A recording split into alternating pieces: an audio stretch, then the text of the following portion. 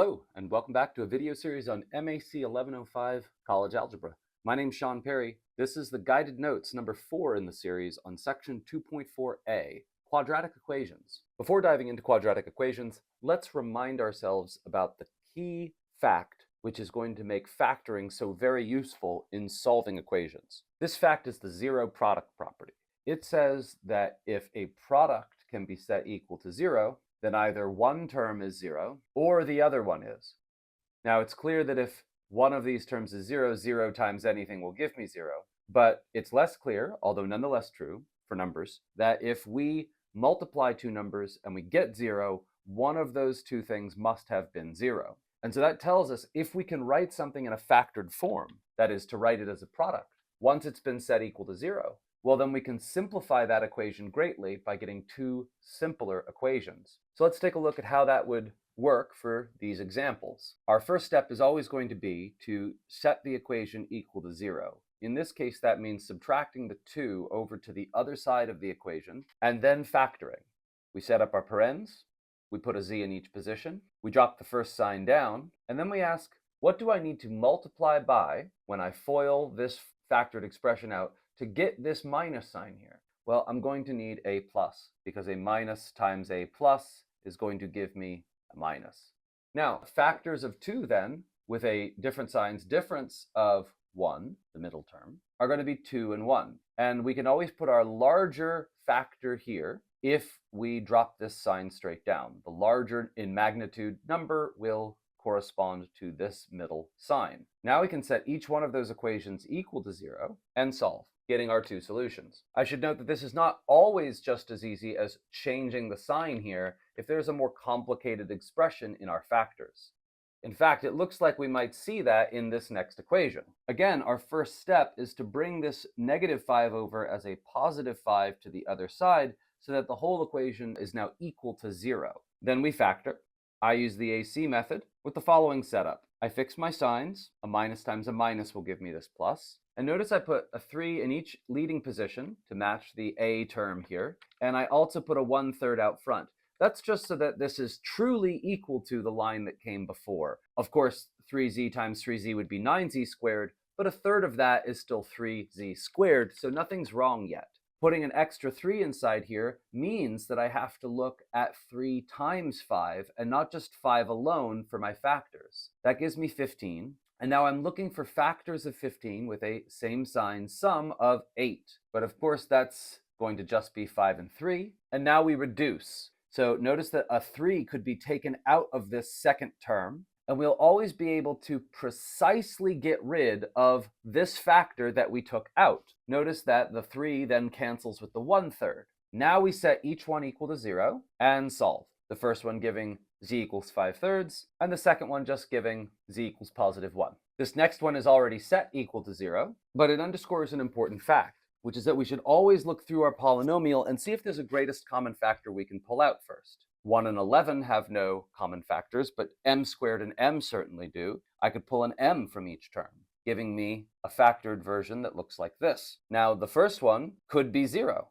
right? Setting this equal to 0 is just declaring the solution m equals 0. And this one, m plus 11 equal to 0, gives me m equals minus 11 as a root. And that's precisely what's happening in this equation as well, except now we have a slightly greater common factor that we could take out, in the sense that I could factor a minus 2 and an x out of both of these terms. That would result in a 9x plus 1 here. Notice that I could take this entire term out, but then that means a 1 has to be here to hold place because I'm actually dividing it out.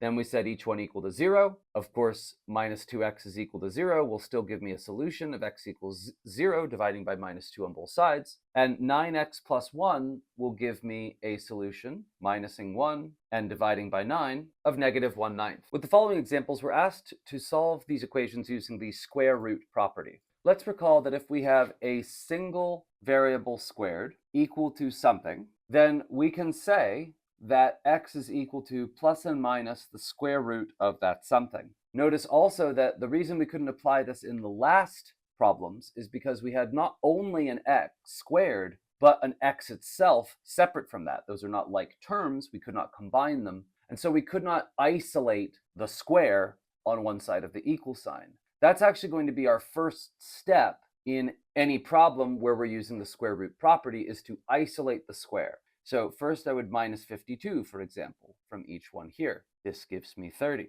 And then dividing by a 3, I wind up with an isolated square. The remaining step is to take plus n minus the square root of 10, which does not simplify, and so these are our two answers. Remember, this is shorthand for the square root of 10 and also minus the square root of 10. That's two values, not one. Continuing in this fashion, this is an isolated square because it's the quantity t plus 2 being squared. This means we can proceed directly to the square root property, which gives me t plus 2 is equal to plus and minus the square root of 5. To finish solving for t, we just subtract 2 from both sides to give us t is equal to minus 2 plus n minus the square root of 5. Again, this is two answers, one for the plus, one for the minus. Here in this problem, we are not yet isolated in our square, so we need to begin that way by minusing 22 first off. This would give me 4 times p plus 2 squared equal to 196. Then dividing by 4,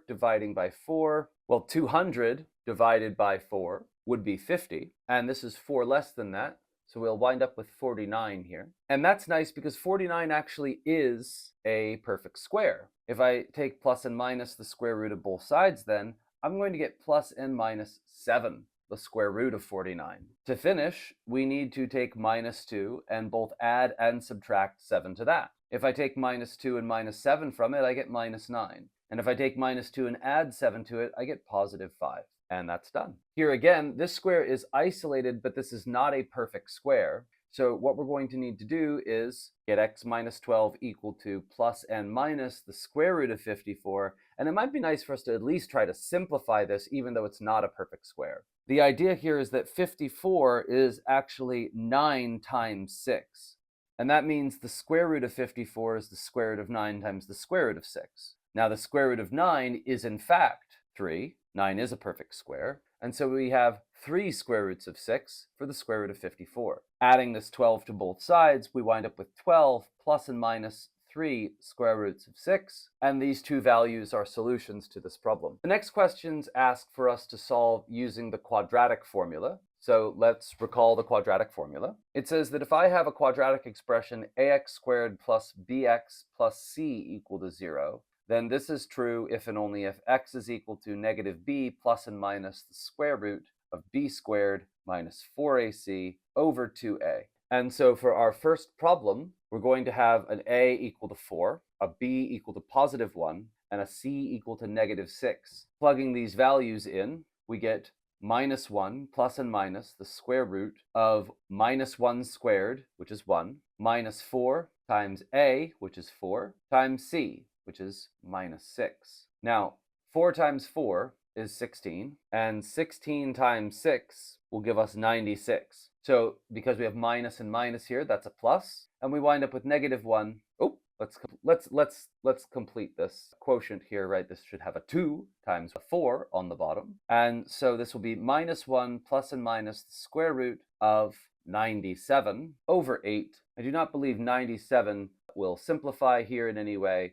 So let's just write these as our two answers. We could distribute the 8 and say this is minus 1/8 plus the square root of 97 over 8 and minus 1/8 minus the square root of 97 over 8. And this sort of emphasizes that, yes, this plus and minus here really is giving us two separate distinct answers. This next one is a quadratic equation which has some largish numbers in it. Notice that because 19 is prime, we certainly can't reduce this by dividing out any greatest common factors. Instead, all we can do is note that a is equal to 16, b is equal to minus 8, c is equal to minus 19, and start the quadratic equation. We have x is equal to negative b, which makes this a positive 8, plus n minus the square root of b squared, which is going to give us 64, minus 4 times a, which is 16, times minus 19. And this will all be over 2 times 16. I think this is a perfect time to break out a calculator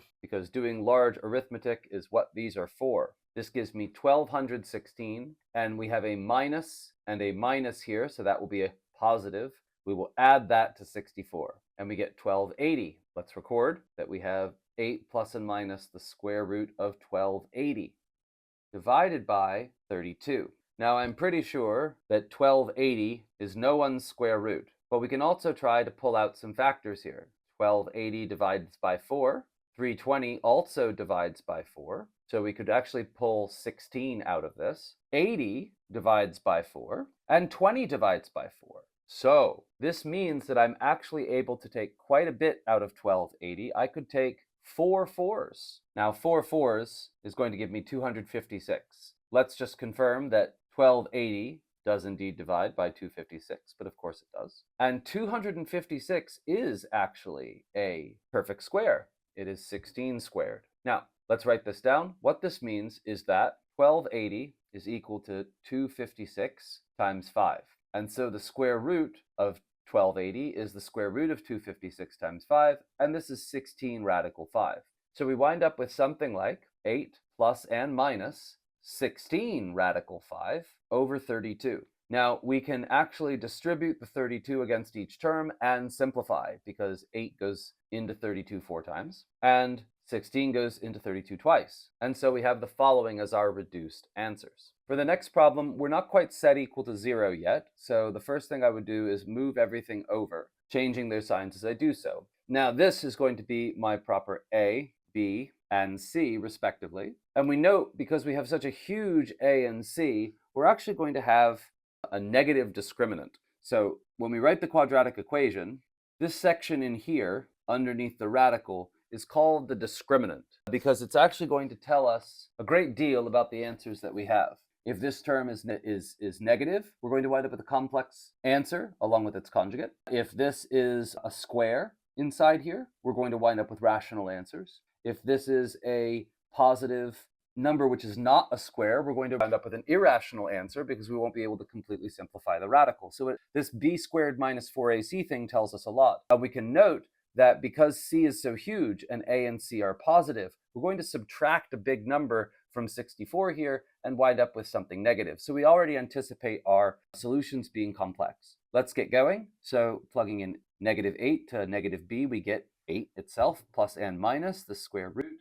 B squared, that's 64, minus 4 times a, which is 1, times c, which is 412, over 2 times 1. Okay, so 4 times 412 is going to give me 1648. And if I minus that from 64, I get negative 1584. Now, 1584 is not a square root, but perhaps it divides by 4. Certainly ends in a 4, it's possible. Yes, it does. And does this? Yes, it does. So a nice way to sort of start to break this down is by making a factor tree. 4 comes out, and 4 comes out, and here we have 3 and 33, and 3 and 11. And the fact that I could have 2 4s means I have a 4 squared in there, so I could pull out a 4. And the fact that I have 2 3s here means I could pull out a 3. That means 1584 is equal to 4 squared times 3 squared times 11. And taking the square roots then, I wind up with 4 times 3, or 12 out front, times 11. So this winds up as 8 plus and minus 12 radical 11 over 2. Now we can divide evenly the 2 into both terms, and we get 4 plus 6 radical 11, and 4 minus 6 radical 11. This last one is almost solved. For 0, let's bring that 20 over. We have 20x squared minus 41x, and then plus 20 equals 0. My a is 20,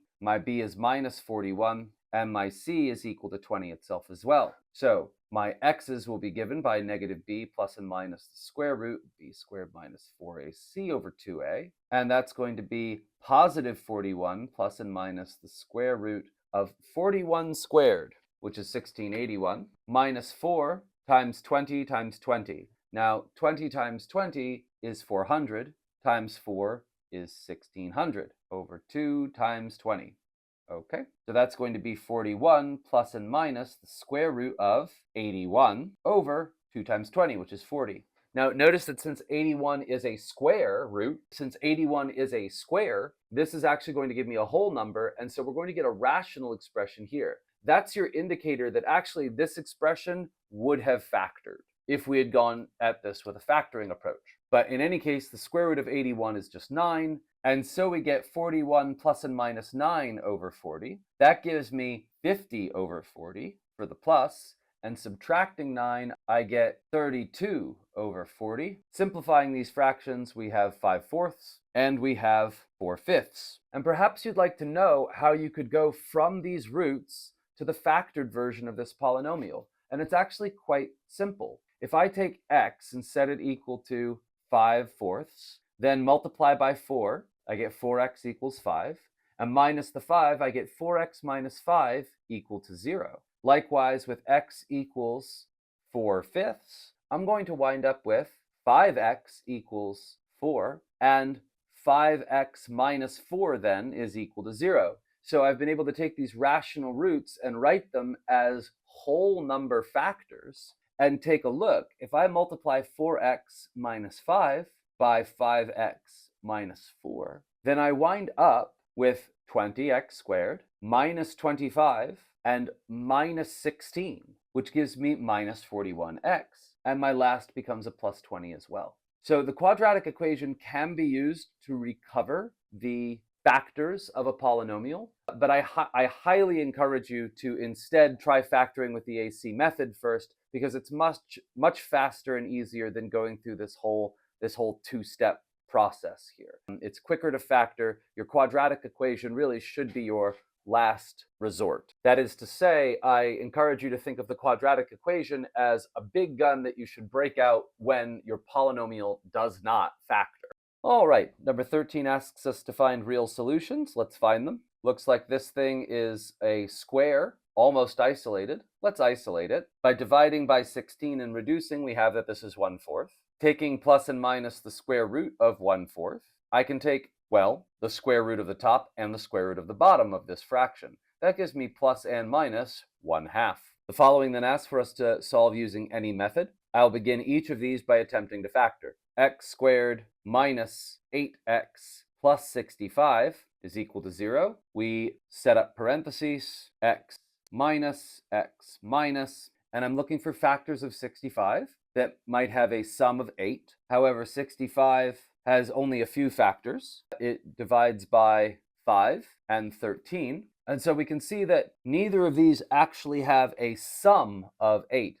Don't be deceived that this one has a difference of 8. That's true, but we're not looking for a difference. And this is one of the reasons that it's so gosh darn important to look at your signs first, so you don't make that kind of casual error. I need two things that are like in sign to combine to give me a minus 8. And that's going to look like addition. And unfortunately, that's just not going to happen in this list of factors. Okay, so what else do we do? Well, we use the quadratic equation then. We assign a equal to 1, b equal to minus 8, and c equal to 65, and we proceed. Now, if we've made a mistake, and actually this would factor, we'll get rational solutions to the quadratic equation. But if not, and we are correct that this does not factor, then we will get irrational or complex solutions. Let's see. So x would then be equal to negative 8, that's 8, plus and minus the square root of 8, negative 8 squared is 64, minus 4ac. So that's 4 times 1 times 65. This will all be over 2 times 1. Let's reduce this discriminant. 64 minus 4 times 65 gives us negative 196. So we will indeed get a complex answer here, and no, this wouldn't have factored. So that gives us 8 plus and minus the square root of negative 196 over 2. Now, negative 196 is in fact a square. 196 is 14 squared. And so this negative just pulls an I out, and we have 8 plus and minus 14i as our answer, divided by 2. Dividing a 2 into each term, I have 4 plus 7i and 4 minus 7i as my roots. So these two complex answers will be the answers to this equation. So for this one, the first thing we're going to want to do is set it equal to 0 by changing the sign of each term and moving it to the other side. We might make a passing attempt at factoring, but we're going to see that 79, since it's prime, has no factors which are going to sum up to give me 4. So we abandon our attempt at factoring, and we use the quadratic equation. This gives me x values of positive 4 plus and minus the square root of 16 minus 4ac, which we can see is going to give me a negative number for that discriminant, so this will be complex, over 2a. A quick calculation, and we can see that the discriminant is going to be minus 300, which we could simplify by pulling out a factor of 100, taking its square root, and getting 10. The minus sign in the square root turns into an I, and so we have the following complex number. This gives us 4 plus and minus 10 radical 3i over 2. Dividing a 2 into each term, we get 2 plus and minus 5 radical 3i. The next problems are asking about this rational type equation, where we have an equation and rationals on each side. Now, let's recall that for equations that have fractions in them, one of the ways to approach the problem is by multiplying by the least common multiple of the denominators. For example, if I had 1/2 equals x over 3 plus x over 6, a nice way to begin this would be to note that 6 is the least common multiple of the denominators, and then multiply everything by that. Multiplying by the least common multiple of the denominators has the effect of killing every fraction. We do need to distribute and cancel appropriately, but once we do, we get this lovely simplification where we're no longer dealing with fractions. In the same way, what I want to do is notice that the denominators of this rational equation, factoring this quadratic equation that requires factoring, are just x minus 1, x plus 3, and then we have a repetition of those factors here. Now, that tells me something. That tells me that the least common multiple is just this term. So we would want to multiply on both sides by just that term. That is to say, x plus 3 times x minus 1 on both sides. If I do that, on this side, my x minus 1's cancel, and I wind up with x plus 3 times x minus 1 times x plus 1 equal to, and now distributing this to both terms, in the case of x plus 3 as the denominator, the x plus 3's cancel, and we just have x minus 1 remaining. And in the case of this denominator, both terms will cancel, and we just have an 8. And notice that after that step, we no longer have a rational equation, we have a polynomial equation, which is a great deal simpler. Now, we have to recall that although it no longer has denominators, we would never have been allowed to choose x values that would have made a denominator 0. And as such, for the entirety of this problem, we have to keep in mind that x must not be 1, nor may it be minus 3. These are forbidden values. They would cause a division by 0 in the original problem, and hence the original problem would be undefined at those points. So we're going to proceed, but we need to check our work to make sure that none of these solutions pop up. But besides that consideration, we can proceed now as we would for a normal polynomial equation. We would FOIL this out, get x squared plus 3x plus 1x, that's plus 4x, plus 3 is equal to, distributing, minus 3x plus 3 plus 8. Combining my like terms, that would be plus 11. Let's bring that over to the other side, which would give me minus 8. Let's take my minus 3 over to the other side, which would give me plus 7x. And there's nothing really going on with this x squared. Now we would want to factor this polynomial, which would give us factors of 8 with a difference of 7 are 8 and 1, which gives us x equals minus 8 and x equals positive 1. However, minus 8 is okay, but positive 1 is one of our forbidden values. So this one must be disregarded. This is not a true solution. We have to get rid of that because it's part of our domain restriction. So x equals minus 8 is our only answer to this problem. Moving on, let's repeat that methodology, which as a method is called clearing denominators. We are getting rid of our fractions by multiplying by the least common multiple and thus clearing all the denominators in the original problem. Now, this denominator here could factor. You'll probably notice a little bit of metagaming here that oftentimes this will be simply the product of these two factors in these problems, but definitely check that for yourself, right? This is a minus times a plus gives me a minus, and factors of 7 with a difference of 6 are 7 and 1. And so what we want to do is multiply by this on each side. If I multiply here by x minus 7, x plus 1, and over here by x minus 7, x plus 1. On my right-hand side, it completely cancels. and we wind up just with 4x minus 22. Over on this side, we are canceling selectively. We distribute here, and x minus 7 cancels, giving us x times x plus 1.